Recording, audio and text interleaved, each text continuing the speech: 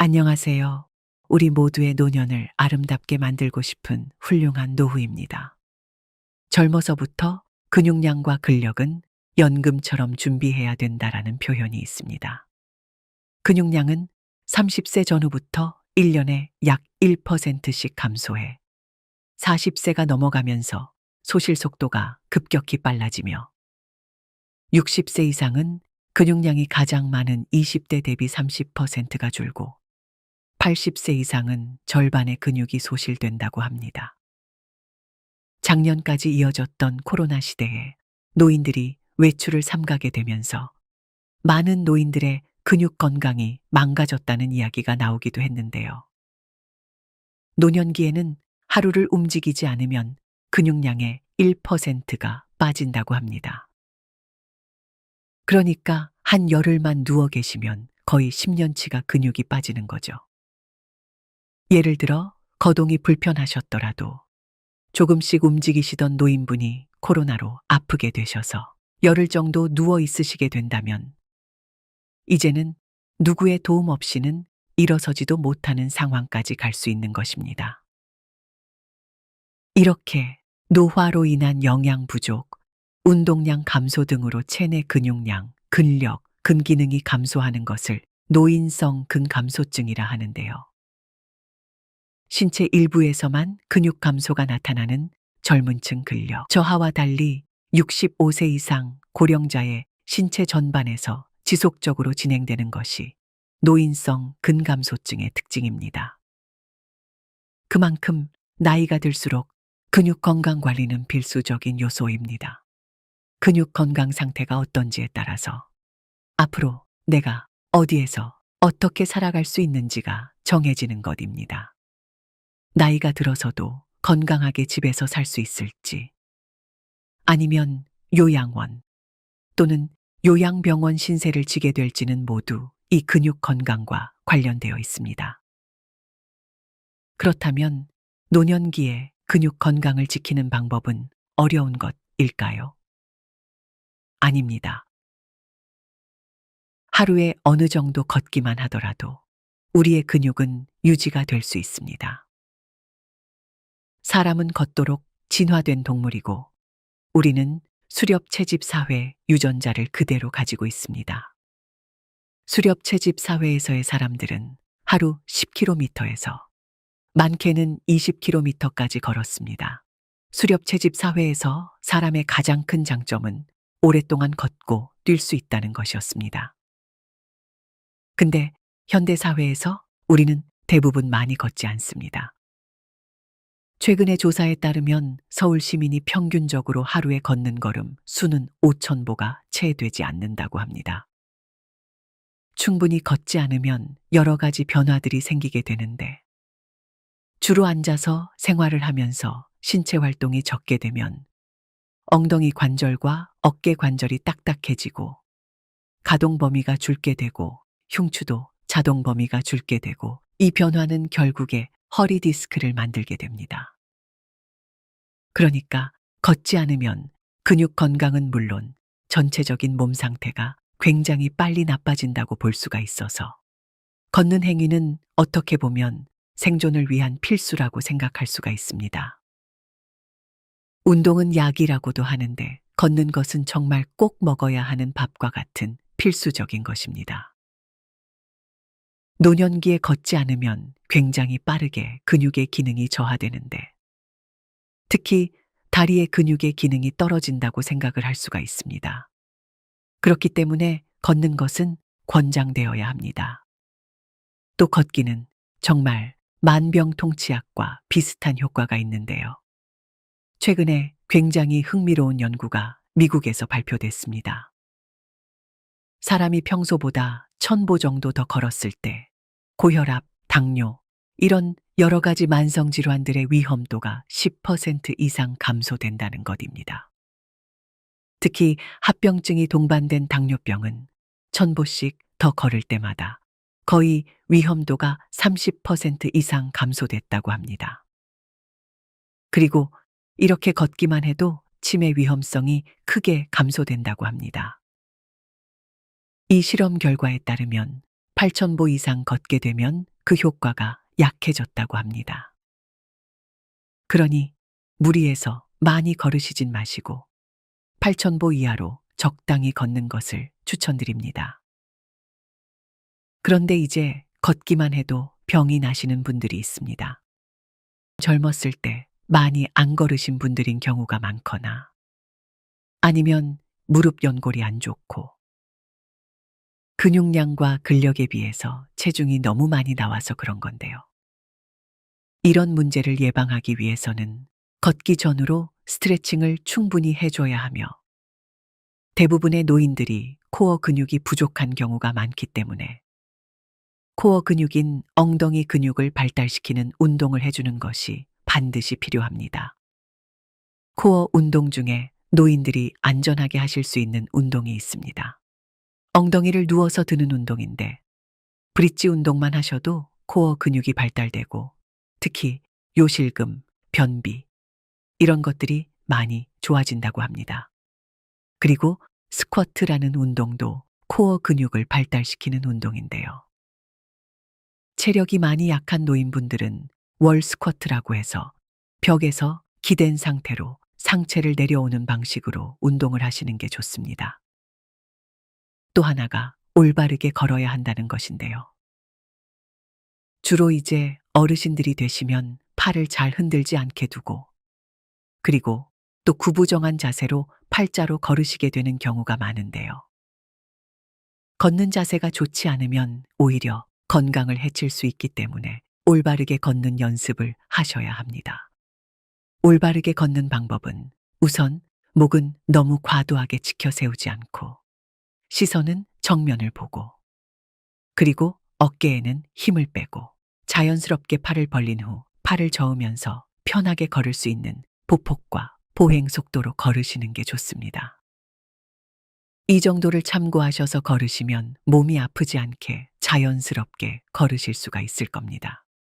의료 기술이 발달하면서 사람의 수명이 길어지면서 현재는 100세 시대라고 말할 정도인데요. 건강하지 않게 오래 사는 것은 아무 의미가 없습니다. 건강하게 오래 사는 방법의 핵심은 근육계 있다는 것을 인지하시고 오늘부터라도 조금씩 걷는 연습을 해보시길 바랍니다.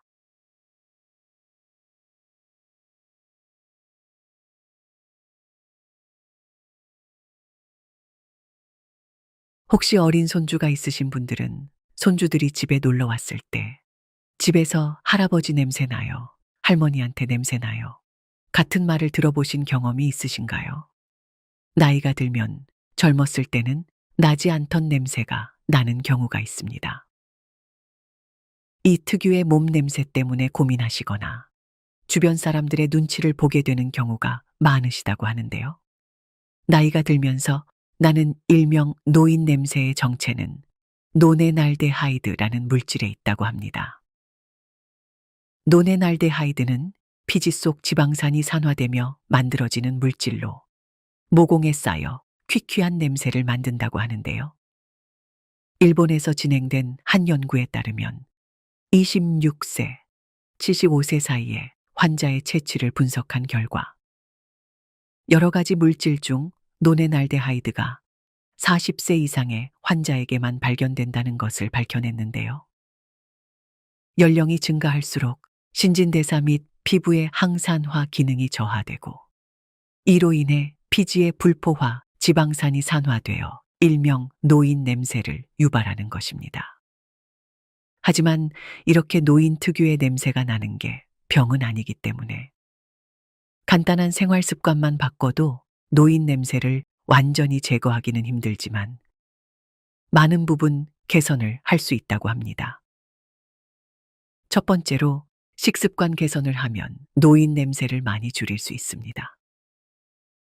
혹시 여러분은 외국인들이 우리나라에 처음 왔을 때 김치 냄새가 난다, 마늘 냄새가 난다 이렇게 말하는 걸 TV나 신문 같은 매체를 통해 보신 적 있나요? 한때는 이게 인종차별적인 발언이 아닌가라는 의견도 있었지만 무엇을 먹는지에 따라 사람의 체취도 달라집니다. 일반적으로 식사 때 고기를 많이 드시는 분은 채소 위주로 식사를 하는 분보다 채취가 강한 편인데요. 기름기가 많은 음식은 몸을 산화시키기 때문입니다. 그러니까 기름진 음식 대신 항산화 효능이 있는 식품을 드시길 추천드립니다. 항산화 식품은 우리 몸이 산화되는 걸 막아줘서 노인 냄새를 줄여주기 때문입니다.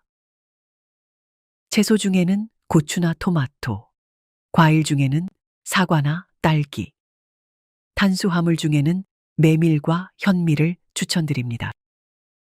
그리고 카레, 마늘 등과 같은 향신료가 많이 포함된 음식이나 콜린 등이 많이 포함된 음식은 땀으로 배출되어 독특한 냄새를 유발할 수 있으니 너무 많이 드시진 않는 걸 추천드립니다. 두 번째는 미지근한 물을 많이 드시는 것입니다.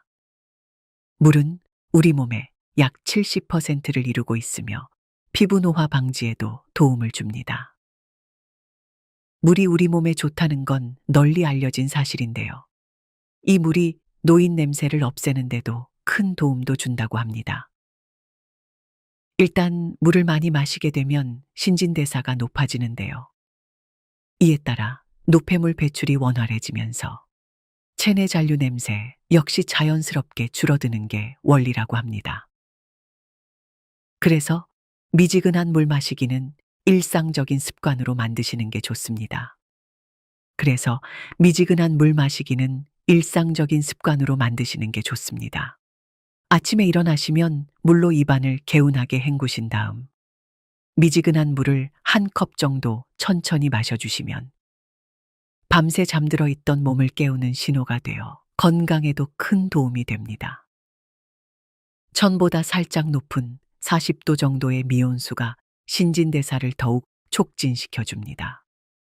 그러니 차가운 물 대신에 미지근한 물을 충분히 마셔주세요. 세 번째는 적당한 운동이나 산책을 해주세요. 야외 활동이 줄어 신진대사가 활발하지 않으면 안 좋은 채취를 유발합니다. 햇볕을 충분히 쬐어 비타민 D를 합성하면 신진대사가 활발해지는데요. 자외선에는 살균 효과도 있어 냄새 제거에 도움을 줍니다. 적당한 운동은 땀 배출량을 늘리면 땀과 함께 체내에 노폐물이 나오게 돼서 냄새를 줄이는데 큰 도움이 됩니다. 이렇게 간단한 운동이나 산책을 하면서 위에 말해드렸던 미지근한 물을 같이 마셔주신다면 효과는 더 좋아집니다. 네 번째는 세신과 세탁을 자주 해주는 것입니다. 우리나라 사람들은 평균적으로 몸을 잘 씻는 편에 속합니다. 하지만 씻는 방법에 따라서 몸에서 나는 냄새가 차이를 보일 수 있는 건데요. 씻을 때는 비누와 세정제를 사용해 꼼꼼히 씻는 게 중요합니다. 특히 세정제로 회음부, 겨드랑이, 발가락, 귀 뒤 등과 같이 채취가 강하게 남을 수 있는 신체 부위를 꼼꼼하게 닦고 매일 샤워만 해주더라도 몸에서 냄새가 나는 건 확실히 줄일 수 있으며 샤워만으로는 부족하다고 생각되면 일주일에 최소 2회 이상 입욕을 하는 것이 좋습니다. 피부를 불리면 산화 성분을 제거할 수 있기 때문입니다. 그리고 땀에서 나는 냄새는 노인 냄새를 일으키는 큰 이유이기 때문에 땀을 흡수하는 속옷이나 채취가 남을 수 있는 겉옷, 양말, 침구류는 자주 세탁하고 냄새가 사라지지 않으면 삶는 것이 좋습니다. 마지막은 구강청결에 신경을 써주시면 좋습니다. 혹시 양치하실 때 칫솔만 사용하시나요? 만약 입냄새가 고민되신다면 구강청결 제품을 함께 써보시는 게 어떨까요? 혓바닥 팩트를 제거하는 혀클리너와 치실, 치간 칫솔 등을 같이 사용하면 입냄새 제거는 물론이고 치아 건강에도 도움을 주기 때문입니다. 그리고 1년에 한 번씩 치과에 가셔서 스케일링을 받는 것도 좋습니다. 이에 붙어 있는 치석들을 스케일링을 통해 제거해 주신다면 입냄새도 줄어들고 잇몸도 건강해질 수 있습니다.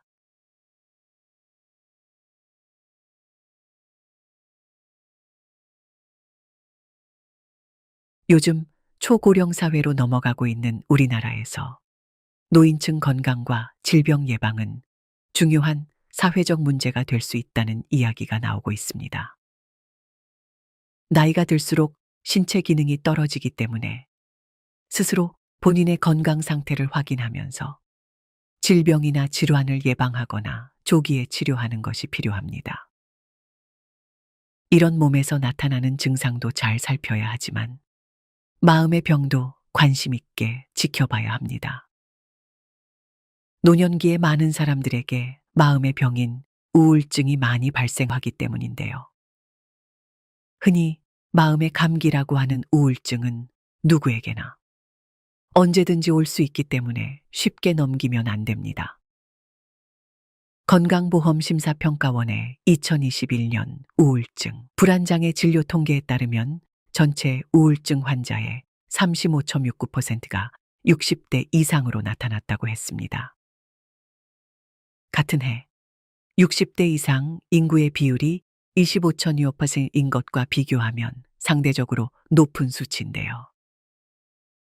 인구 1000명당 우울증 환자 수도 60대가 20.7명, 70대가 31.9명, 80대 이상이 31.6명으로 전체 인구 1000명당 환자 18.1명보다 훨씬 많았습니다. 이렇게 많은 비율의 노인분들이 우울증을 겪고 계시지만 주변 사람은 물론 본인까지도 우울증에 대해 인지를 못하고 지내는 경우가 많다고 합니다. 일반적인 우울증 증세는 기분이 우울하거나 즐거움이 상실되는 데 반해 노인분들은 어디가 아프다, 잠들기 어렵다, 입맛이 없다, 걱정이 많다라고 표현하십니다.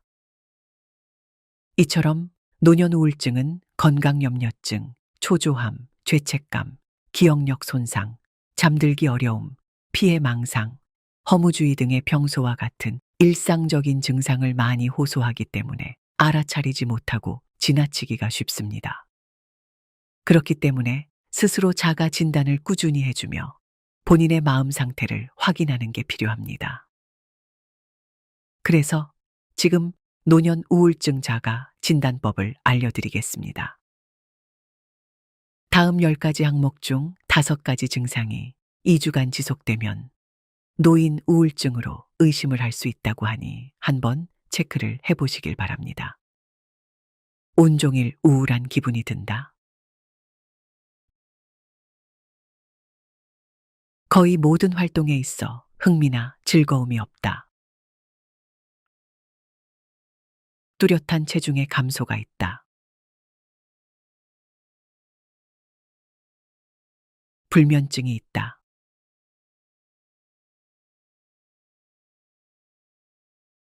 정신이 초조 혹은 느려짐을 경험하거나 기억이 잘 나지 않는다. 피로하고 에너지가 부족한 느낌이 든다. 본인이 가치가 없다고 느끼며 과도하고 부적절한 죄책감이 든다. 집중력이 감소하고 우유부단해졌다. 죽음이나 자살에 대한 반복된 생각이 든다. 건강에 대해 지나치게 염려가 많다. 이렇게 10가지의 증상 중 5가지 이상이 2주 이상 지속하셨던 분들은 치료가 필요한 상태일 수도 있습니다. 이런 노년기 우울증에 각별한 관심이 필요한 이유는 노년기 우울증이 치매 등 다른 질병을 야기하거나 심할 경우 극단적 선택으로 이어질 가능성이 높기 때문인데요. 노년기 우울증 환자의 경우 치매 발병 위험이 같은 연령층의 일반인보다 2배 이상 높다는 연구 결과가 있으며 우울증은 자신이 처한 상황을 굉장히 부정적이고 비관적으로 바라보게 만들어 환자의 20%는 자살로 생을 마감하게 하는 굉장히 위험한 마음의 병이기 때문에 초기 발견이 중요하고 초기의 단계를 놓쳤다면 당장 치료가 필요한 것입니다. 우울증을 방치하면 만성질환처럼 변할 가능성이 높기 때문에 치료 시기를 자꾸 늦추면 우울증도 만성화되면서 치료 기간도 오래 걸릴 수밖에 없다고 합니다. 특히 초고령층으로 갈수록 더 큰 관심이 필요한데요. 우울증의 증상인 식욕 저하로 식사를 제대로 하지 못할 경우 건강이 완전히 무너질 수 있기 때문입니다.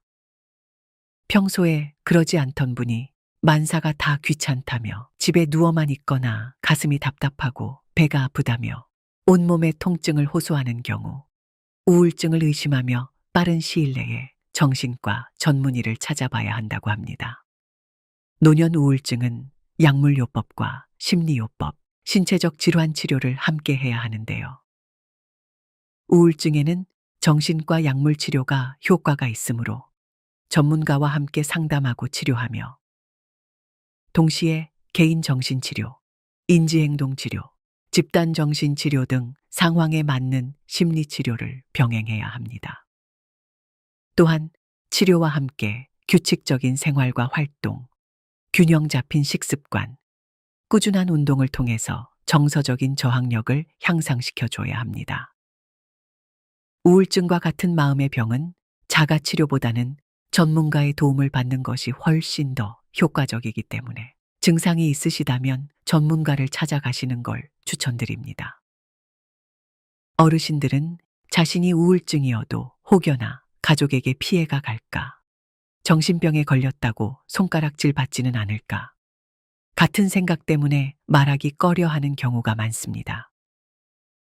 하지만 우울증은 마음의 감기라고 할 정도로 많은 사람들이 겪기 때문에 우리가 감기 기운이 오래가면 병원을 가거나 약을 사 먹듯이 우울증도 적절한 치료가 필요합니다.